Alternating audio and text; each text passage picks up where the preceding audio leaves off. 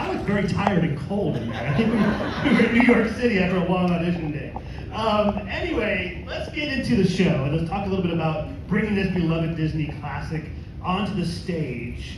I mean, Kevin and Marcel, both of you guys, what do you think makes this production special? Kevin, let's start with you. Well, for me, I mean, I always have loved the show. Growing up watching the film, it was so inspiring to me. So as we started working on the show, we talked about how can we make this different. There's been so many adaptations of it. There's been so many. Everyone knows the music from it. So we really wanted to think about set design. We really wanted to be contemporary. We thought about the costuming. We wanted to be extravagant, and then we wanted to do current choreography. So we really wanted to make sure that those elements in the show, they felt fresh, new, but it still had the heart and soul of the show that everyone knows and the story everyone knows. And another special thing that we wanted to do is bring a realism to the show. So at the beginning of when our show opens, we are in a museum. And we have Grecian artifacts and gods and goddesses on statues. And we wanted to feel like a Hercules exhibit that people from all around the world come to visit and view, year round. So really trying to make it relevant, trying to make it feel like it's a fresh new version, but still has all the nostalgia feel. Absolutely. All the same music, all the same characters, although with music we were able to make it a little more pop and a little more contemporary, but it's all the songs that everyone knows and everyone loves. Well, and there's a lot of gospel influence in the show, right? Because, I mean, it's kind of like the American songbook, the whole show. You got soul, R&B, pop, everything. And Kevin and I were perfect for this because we grew up in the church, so we love gospel music. And then with some of the jobs that we've done, we also love pop tours and music, so it was a perfect fit for us. I agree.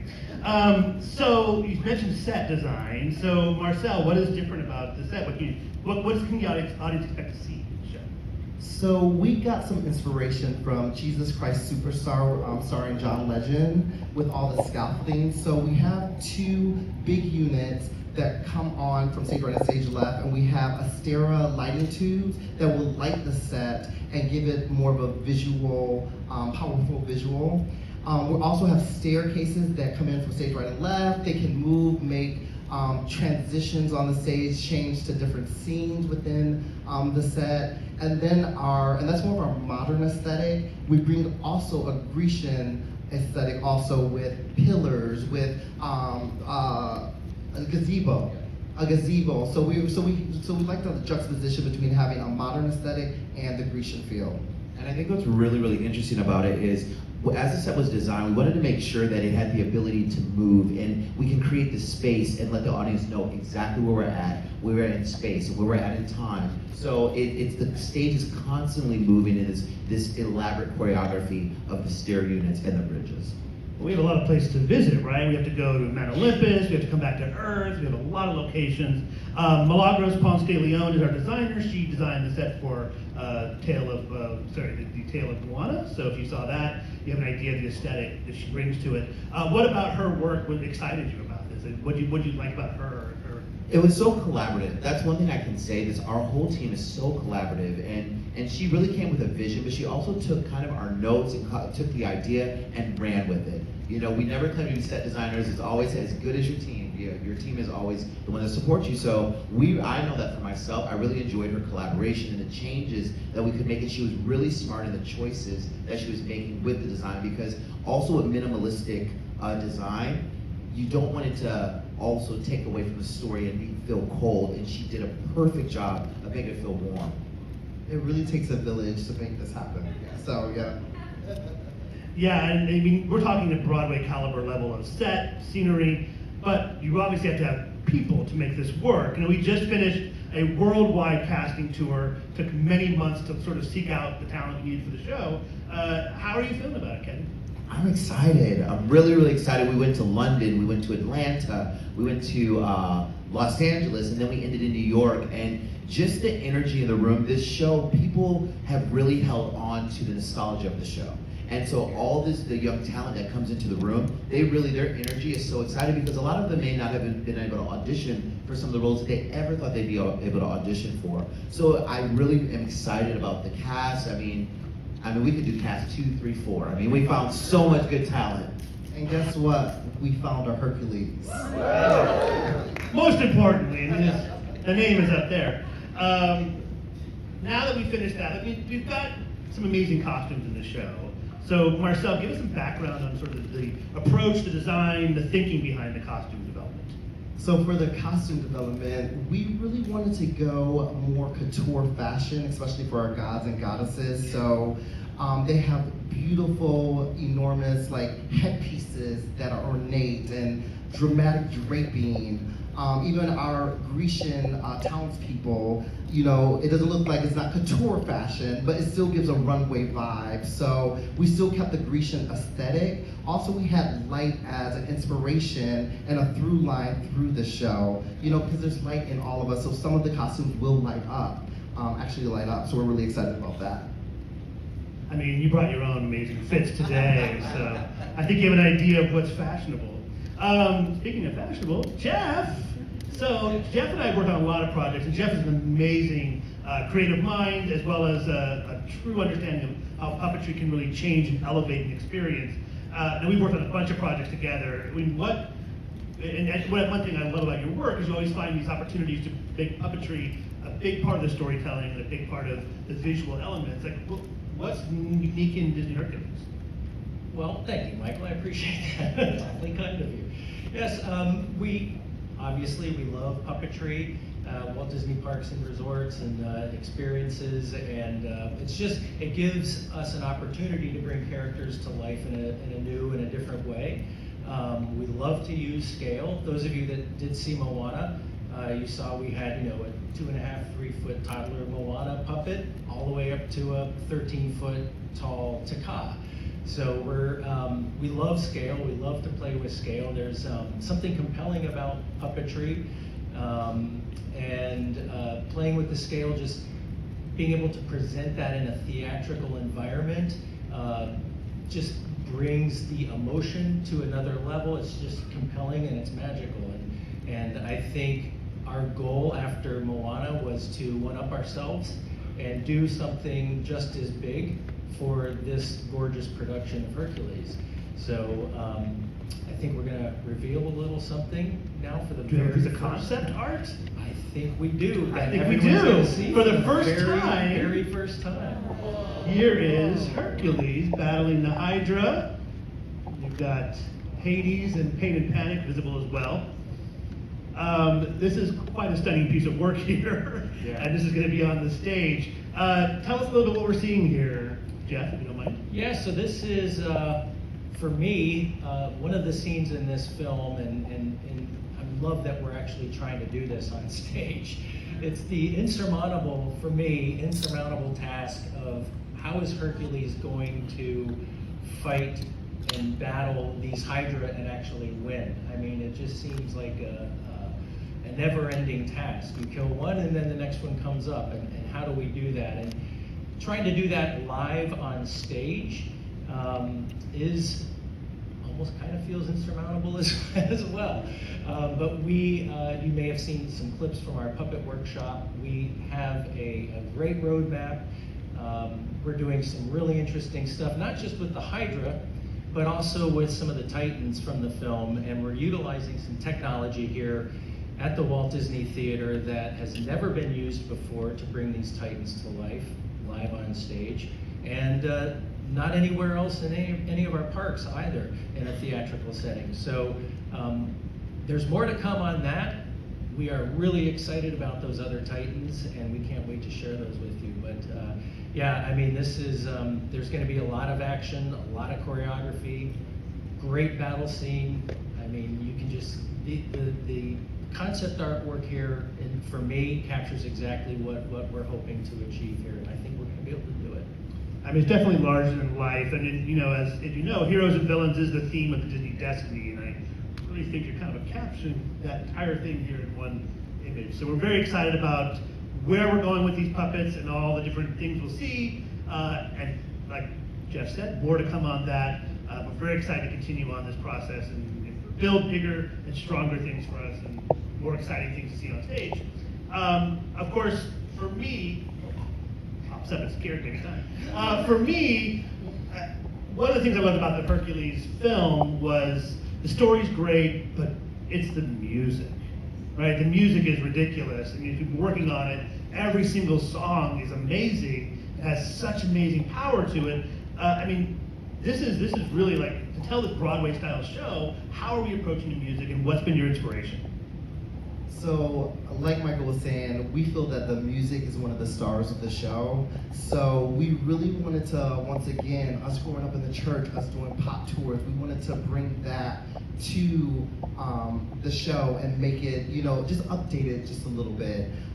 So there's some great moments that we have with the muses. They end up doing transitions with a lot of our scene changes. So you will hear like little interludes, musical interludes that will go into the next scene. So we're really excited to explore that. And fresh off the press, a new song is going to the show. It's called Shooting Star. And it was originally supposed to be in the film and it never was in the film. So we're really excited to get it, that first version of it on a live stage show. So it's called Shooting Star. Very exciting. So as you've been working on this for several years now, what felt important about this story for you? And then how did that translate artistically to the retelling of what we're doing here? Do you want to go first, Kevin? No, you jumped in. No. Okay. Go that high. For me, honestly, once again, this has been one of my favorite films. Growing up, identifying with the muses, identifying with the music, identifying with Hercules, the idea of triumph, of finding yourself and finding love, all those things for me, it really resonated with me with the film. So when we got the opportunity to work on the film, we wanted to keep that spirit of it, but also just make sure that the music felt fresh. Like I said, the choreography was current, and Alan Menken did such an incredible job with the music, so we didn't have much to do, but we're really excited about it. And for me, it's the bringing the modern aesthetic and the Grecian aesthetic and bringing those two worlds together. I think that audiences will really relate to what we have on stage with set design, with the lighting and costuming and everything. So I'm really excited about that. Yeah, I think for me, I remember watching this film in the theater, and I was an adult when this came out. I wasn't a kid, so I'm that old. But we were working on a parade at the time, and a Hercules parade. And I just remember just being filled with tension and anxiety the entire time. I'm like, and it all goes back to the Hydra and the Titans for me. I'm like, how is he going to become the hero he's trying to be? I just don't see an end to this. I don't see a way out. How's it going to happen? So for me, I want to capture that tension here on stage with these Titans and Hydra in particular, and hopefully impart those same feelings to guests, because it's not a Disney project unless there's tension, right? Absolutely. And I would say, to answer the question myself, I think what's so universal about the story is that you've got this. He's going to be a god. We know that in the story, but he is a normal person at the beginning. He's finding his way. And he's finding an aversion, and he's really struggling to get his way and find his success path. And I think it's something we all can connect to, right? This idea of the journey is part of the adventure in a way for him, and I do think it resonates beyond just this simple story. My cue cards. I know for me, as I'm lucky to get to see this process from the beginning through the end, and for me, as I've watched the journey of this, I know for a fact my favorite part of the show is going to be the ending, because it is when you're done with the finale is completely fresh, new. It's so exciting. It makes you want to stand up and cheer and dance and say hallelujah all at the same time, which I love. So, what are your favorite parts? Without giving away too many cool things, let's save something for later on. But what is your favorite part right now, at least? Jeff? Well, I don't really have a favorite part yet, because I'm holding back to see, because as you guys probably know, when we are putting a project together, there are so many changes and so much happens between a puppet workshop, a staging workshop, rehearsals in Toronto. We get on the ship and start doing stuff in the theater, and it's sort of this sort of evolving, fluid process, as they say, and but I am excited to see what we do with Hades, because he's one of my favorite villains. his dry sense of humor and delivery for me is pure comedy gold. So I'm looking forward to seeing what we do with Hades. And for me, I can't necessarily say, but all I am gonna say is get ready for Meg's Garden. Get ready, it's gonna be a spectacle. For me, honestly, it's one of the most dramatic pieces in the show. It's the Titan battle. That's all I can say about that. A lot of teas and not a lot of answers. But I will say that yes, Titan battle. the Titan. What are we battle. doing? I will say that absolutely. I think what the show is coming to life in is there's a ton of heart, a lot of emotion. There's a journey here, but there's also spectacle, which is what we expect from a Broadway style show, is to have a little bit of everything for us. That's all we have from the cards. So thank you, Kevin, Marcel, and Jeff. Let's give a round of applause for these gentlemen. Thank you. However, it wouldn't be a showcase without a nice little surprise at the end. So we do have one little added bonus. Like Kevin mentioned earlier, we have done a whole worldwide casting tour to find our cast, and we have found amazing talent everywhere we've gone. But most importantly, like Kevin said, we have found our Hercules. And our Hercules is here with us today.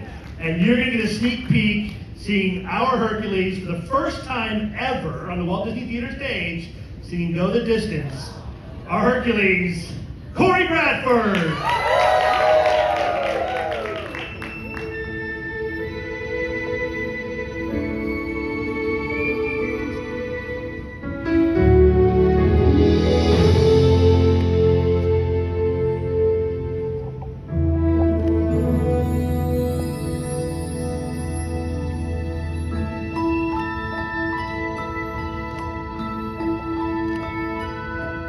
I have often dreamed of a far-off place where a great warm welcome will be waiting for me, where the crowds will cheer when they see my face, and a voice keeps saying, "This is where I'm meant to be." I will find my way. I can go the distance. I'll be